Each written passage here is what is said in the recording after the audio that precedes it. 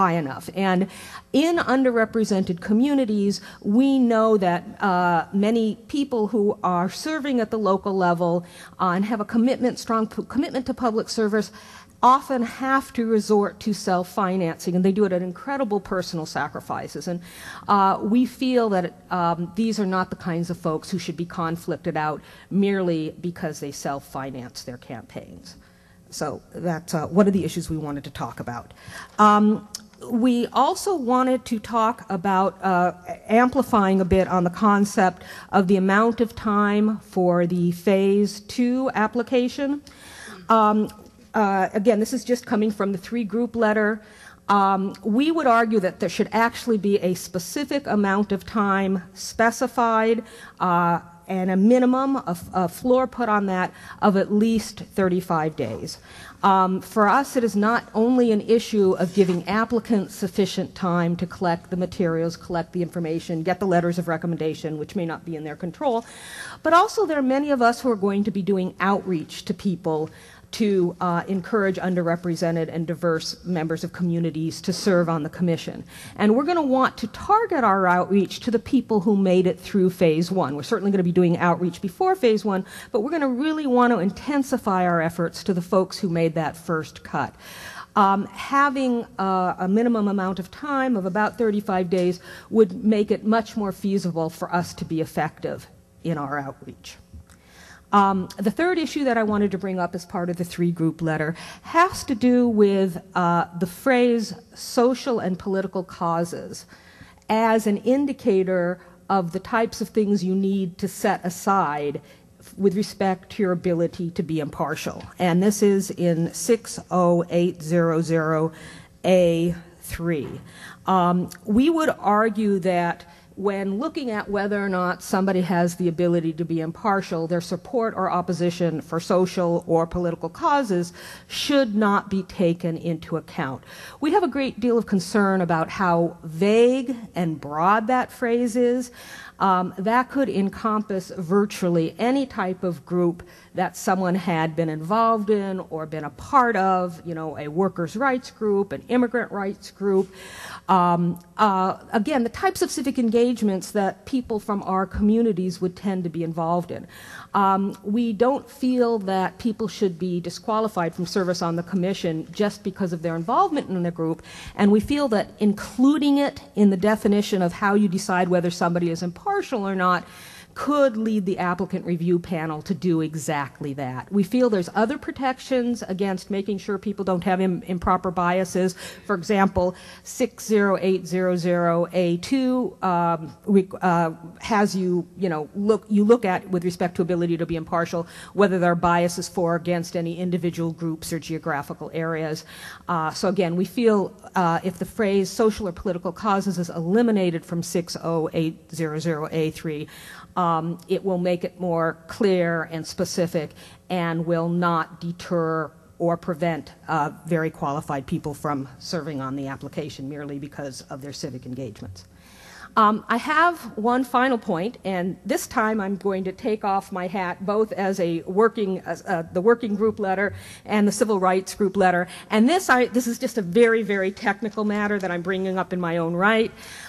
This is in section 60819, the definition of what is paid congressional staff. Under that section, you're a congressional staff if you're paid by the Congress of the United States. We actually did some research into what determines whether you're a congressional staff and whether you're paid by Congress or whether you're paid by the U.S. Treasury or the U.S. government. We don't have the answer. We would just urge you to take a look at that. If it is indeed the Congress and you got it right, that's great. But because we ran into so much confusion trying to specify that, we would just ask you to take one more look. And again, thank you so much for the opportunity, and I'll be very happy to answer any questions you have. Thank you. Do any of the panel members have questions? No. No? No? Okay, thank you. Okay, yeah. thank you very much.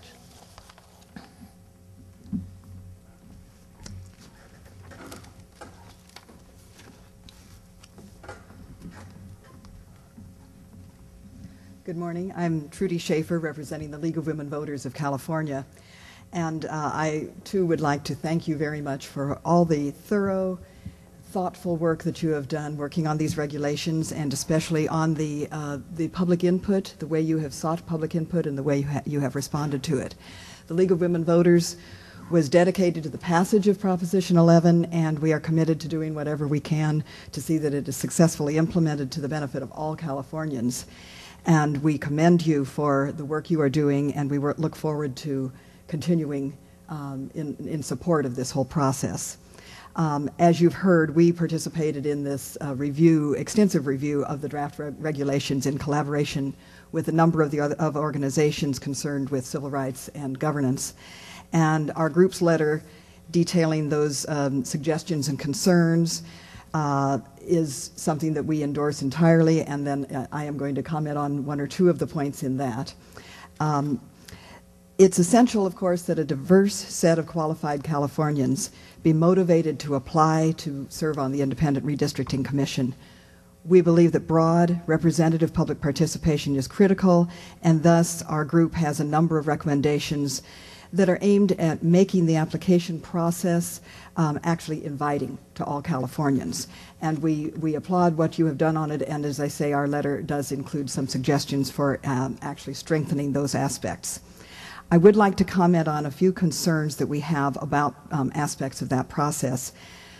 We believe that there must be a balance between what the public should know about applicants' background, and of course we all are very anxious to be sure that this is as transparent as possible and appropriate a process, but there also needs to be protection of applicants' privacy.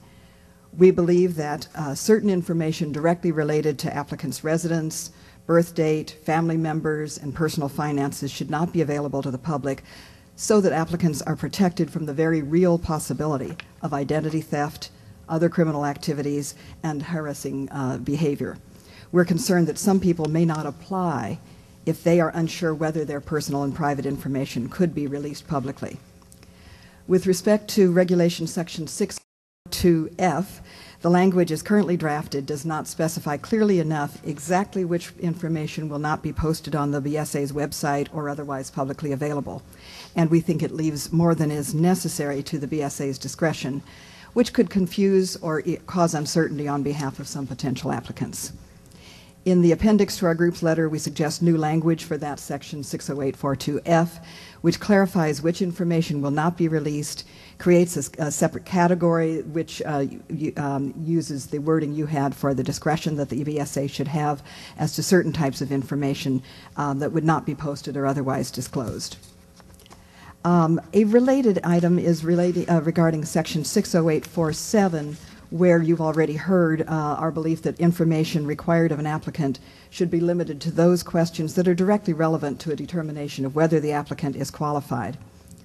Our group recommends adding language that makes clear that intent, and in addition, we feel that disclosure of financial contributions to the organizations and causes, professional, social, political, community, and so forth, could unduly intrude on an applicant's privacy, and that information is not likely to provide much relevant information that is not otherwise available from the direct question of an applicant's involvement in such organizations.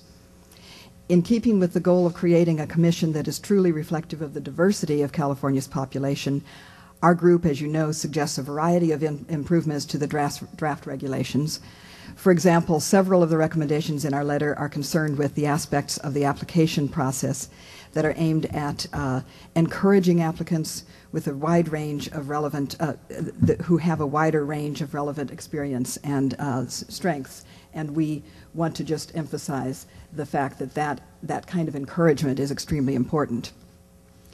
Finally, as you've heard from Eugene Lee, we definitely support revising the proposed definition of state office in section 60828 for clarity and to reflect previous interpretations of state law.